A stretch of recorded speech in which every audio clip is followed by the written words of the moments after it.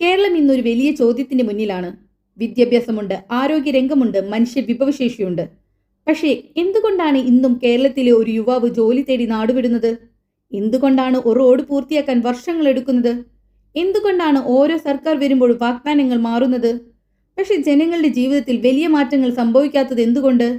ഈ ചോദ്യങ്ങൾക്ക് രാഷ്ട്രീയ മുദ്രാവാക്യങ്ങളല്ല, ഒരു ഗവർണൻസ് മോഡൽ കൊണ്ടാണ് മറുപടി നൽകാൻ വി.ഡി. സതീശൻ ശ്രമിക്കുന്നത്. ഭരണം എന്നത് വെറും അധികാരമല്ല.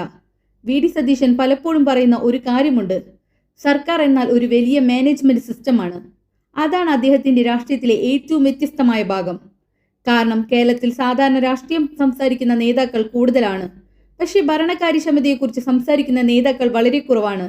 അദ്ദേഹത്തിന്റെ പ്രസംഗങ്ങളിൽ ആവർത്തിച്ച് കേൾക്കുന്ന വാക്കുകൾ ശ്രദ്ധിച്ചാൽ മനസ്സിലാകും: accountability, efficiency, professionalism, long time vision.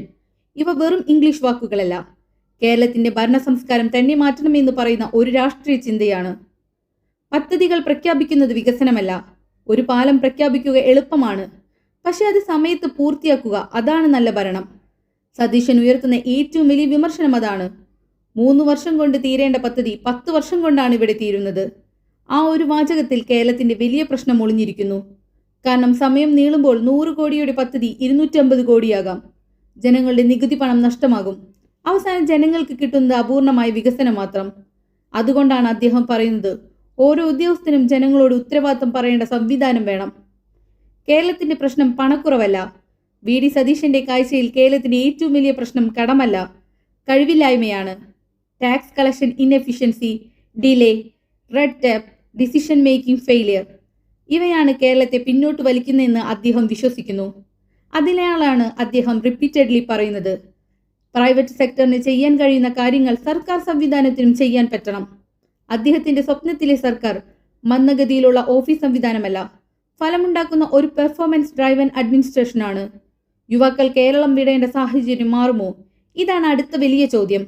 കേരളത്തിലെ ആയിരക്കണക്കിന് ചെറുപ്പക്കാർ ഇന്ന് വിദേശത്താണ് ഭാവി കാണുന്നത്. കാരണം ഇവിടെ ടാലന്റ് ഉണ്ട്, പക്ഷെ അവസരങ്ങൾ കുറവാണ്. സതീശൻ പറയുന്ന ഇൻവെസ്റ്റ്മെന്റ് ഫ്രണ്ട്ലി കേരള എന്ന ആശയം അതുകൊണ്ടാണ് പ്രധാനമാകുന്നത്. അദ്ദേഹം വിശ്വസിക്കുന്നത് കേരളത്തിന് ഏറ്റവും ആവശ്യം രാഷ്ട്രീയ മുദ്രാവാക്യങ്ങളല്ല, തൊഴിൽ സൃഷ്ടിക്കുന്ന നിക്ഷേപങ്ങളാണ്. പുറത്തുള്ള നിക്ഷേപകർക്ക് കേരളത്തെക്കുറിച്ച് ആത്മവിശ്വാസം ഉണ്ടാകണം. അപ്പോൾ മാത്രമേ പുതിയ കമ്പനികളും ജോലികളും വരൂ.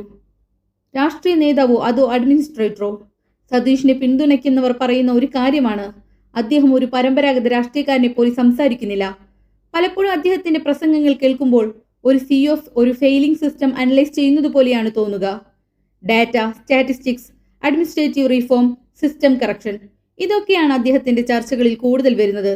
അതുകൊണ്ട് തന്നെ ചിലർ അദ്ദേഹത്തെ ഗവർണൻസ് ഫോക്കസ്ഡ് ലീഡർ എന്ന് വിളിക്കുന്നു. പക്ഷെ വിമർശനങ്ങളുമുണ്ട്, തീർച്ചയായും. കേരളം പോലൊരു സംസ്ഥാനത്ത് വലിയ മാറ്റങ്ങൾ പറയുന്നത് എളുപ്പമാണ്, പക്ഷെ അത് നടപ്പിലാക്കുക അത്ര എളുപ്പമല്ല.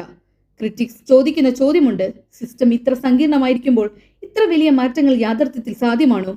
ആ ചോദ്യത്തിന് സമയം മാത്രമേ മറുപടി പറയൂ.